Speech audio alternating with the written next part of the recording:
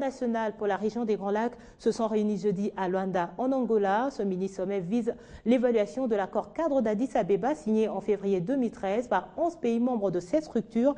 Les présidents Jacob Zuma et Jakaya Kikwete participent à cette rencontre en qualité d'invités spéciaux. Selon Joao Lourenço, ministre de la Défense de l'Angola, qui présidait la réunion des ministres de l'organisation pour la deuxième fois, l'Angola est l'hôte du sommet des chefs d'État et de gouvernement de la CIRGL, visant à analyser la situation de paix et sécurité en RDC, plus particulièrement dans l'est du pays à la frontière avec le Rwanda et l'Ouganda. Il a mis en évidence le fait que lors de la dernière réunion, des positions très claires avaient été définies en faveur de la reddition volontaire des éléments de FDLR, comme préférence, admettant également la possibilité de mener des actions militaires en cas de non-observation de cette reddition volontaire. Également, les chefs de l'état-major général des pays membres, comme des experts, s'étaient réunis pour évaluer s'il y avait des progrès réels dans ce processus de reddition et désarmement des forces négatives, en particulier celles des FDLR. Par ailleurs, Toumba Luaba, secrétaire exécutif de la CIRGL, a souligné les rôles et les efforts des États participants à l'événement pour la résolution de la crise dans l'Est de la RDC. Il a poursuivi que les leaders avaient décidé de soutenir le gouvernement de la RDC à poursuivre des efforts visant à consolider la paix dans cette partie du pays. Outre l'Angola, les mini-sommets comptent sur la participation des ministres de la Défense ou leurs représentants du Rwanda, du Congo, de la République démocratique du Congo, de l'Afrique du Sud et de la Tanzanie, ainsi que les forces de paix de la mission de l'ONU en RDC. À Kinshasa, il s'est clôturé ce jeudi 14 août une série de travaux consacrés à l'élaboration du budget de l'État pour l'exercice 2015 à l'initiative de la vice-primature, ministère du Budget. Toute la classe sociale du pays a été représentée à ces échanges qui ont pour objectif la transparence. De transparence et de participation citoyenne.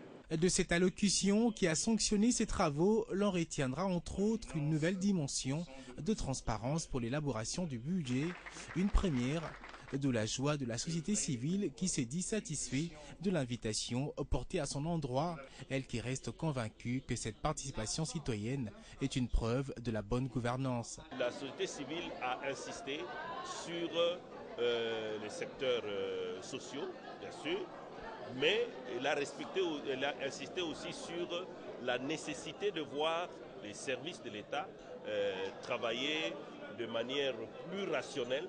En tout, les travaux ont duré une dizaine de jours. Il y a eu d'abord des débats d'orientation, puis la conférence budgétaire. Le tout sous la supervision de la direction de préparation et de suivi budgétaire dirigée par cet homme. On a obtenu beaucoup d'informations, tant sur les recettes que sur les dépenses, et cela va nous permettre d'améliorer, n'est-ce pas, et la présentation du budget, et la formulation du budget lui-même, et les mesures qui doivent accompagner le budget. Le plus heureux ici, c'est Daniel Moukoko Samba, vice-premier ministre du budget, qui au nom du gouvernement concrétise l'une des recommandations issues des concertations nationales. Nous allons commencer le travail de préparation du projet de budget lui-même. Évidemment, ça va demander des arbitrages, parce que généralement, les services demandent plus d'argent qu'il n'y en a. Le numéro 2 du gouvernement a raison de garder le sourire et échanger avec ses collaborateurs, puisque résolument engagé dans l'exécution du calendrier du budget de l'État pour l'exercice 2015, le gouvernement Matata entend réussir son pari de respecter le délai constitutionnel. Direction la primature, le chef du gouvernement Matata Ponyo a échangé tour à tour avec l'ambassadeur de l'Égypte en République démocratique du Congo et la délégation de l'intersyndicale nationale du secteur public et les syndicats indépendants de l'administration publique. Après 3 ans et demi passés en RDC, Achaf Ibrahim est venu dire adieu au Premier ministre congolais, tandis qu'avec la délégation syndicale, il était question de la remise d'un mémorandum reprenant certaines préoccupations des fonctionnaires de l'État. Je suis juste arrivé après la révolution du 25 janvier 2011 et depuis on a eu plusieurs changements de régime et de gouvernement en Égypte. Mais malgré tous ces changements, je crois que la coopération entre nos deux pays n'a pas changé, mais au contraire ça s'est intensifié. Le diplomate égyptien s'en va avec les sentiments du devoir accompli.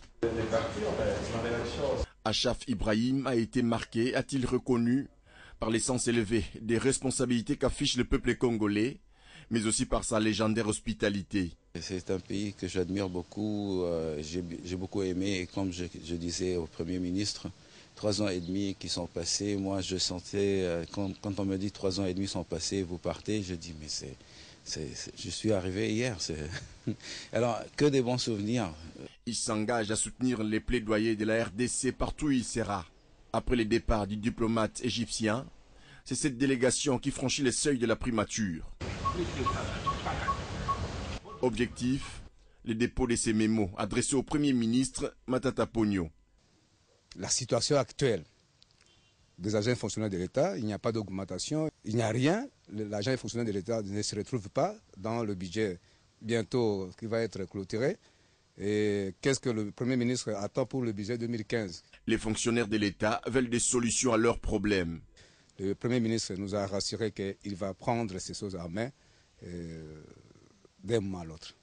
Après dépôt et échange, les chefs du gouvernement proposent une rencontre. Autour d'une même table, les membres du gouvernement directement concernés, ainsi que les syndicalistes. Dans l'actualité également, pour avoir été un des pays où avait sévi il y a quelques années la fatidique épidémie d'Ebola et être parvenu à la vaincre, la RDC vient d'envoyer une équipe aguerrie de son Institut national de recherche biologique en Afrique de l'Ouest où la maladie a tué plus de 1000 personnes. Entre-temps, au Katanga, le ministre provincial de la Santé appelle la population à la vigilance et à observer scrupuleusement les mesures d'hygiène. Josué Mouyumba pour plus de détails. La fièvre hémorragique d'Ebola qui sévit en ce moment l'Afrique de l'Ouest ne laisse indifférentes les autorités de la province du Katanga. À travers un communiqué de presse, le ministre provincial de la Santé tire la sonnette d'alarme invitant à la prévention de la population, particulièrement celle des coins frontaliers. Le docteur Augustin Ilunga Tcholoko souligne que la fièvre hémorragique d'Ebola est en nette progression d'un pays à l'autre, ce qui constitue pour l'Organisation mondiale de la santé une urgence de santé publique de portée mondiale. Cette maladie se manifeste par la fièvre, les maux de tête, la perte d'appétit, la fatigue intense, les douleurs musculaires ou abdominales, des nausées, des vomissements, le saignement au nez, le saignement au niveau des yeux, du nez, de la bouche, des oreilles et de la nuque, suivi d'une mort brusque. Il a conclu par un vibrant appel à la vigilance car, poursuit-il, il n'existe aucun vaccin, tout en invitant les Katangais à l'observance des mesures simples d'hygiène, parmi lesquelles le lavage régulier des mains avec le savon, soit le cendre et à l'eau courante. Éviter de toucher les animaux trouvés morts sans cause dans la brousse. Pour le besoin toujours de prévention, la Zambie voisine a même déjà interdit aux ressortissants ouest-africains d'accéder sur son territoire. Lubumbashi, José Mouyumba, Télé50. Et puis, procès de 20 Congolais accusés de complot contre Joseph Kabila en Afrique du Sud. Le policier sud-africain qui avait infiltré ce groupe a commencé à témoigner devant la cour de Pretoria.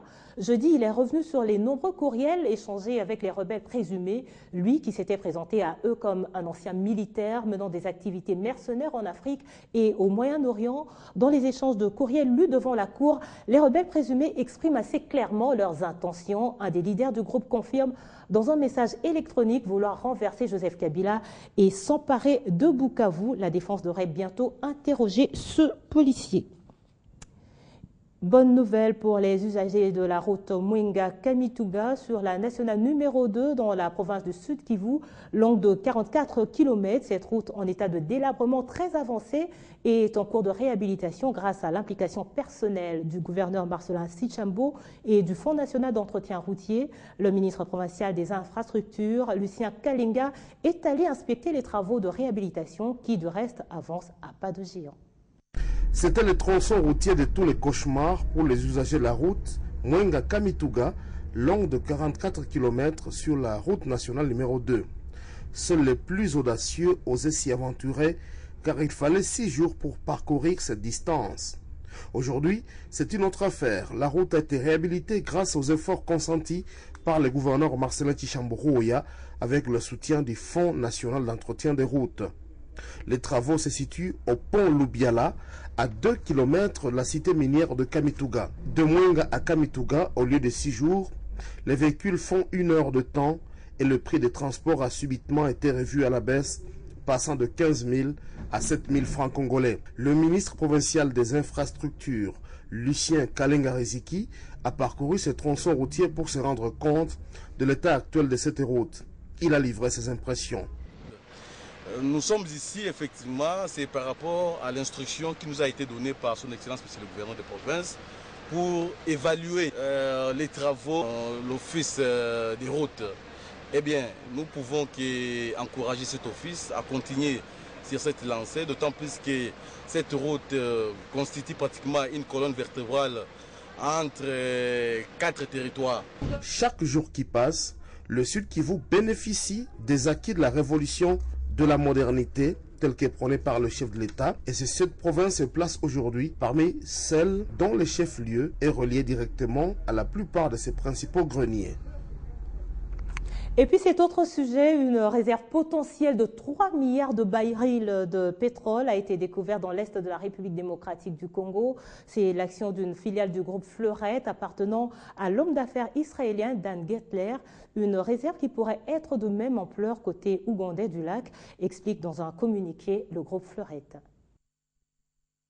Après 2 phases de tests sismiques au niveau de bloc 1 et 2 du lac Albert, des analyses indiquent l'existence d'environ 3 milliards de barils de pétrole.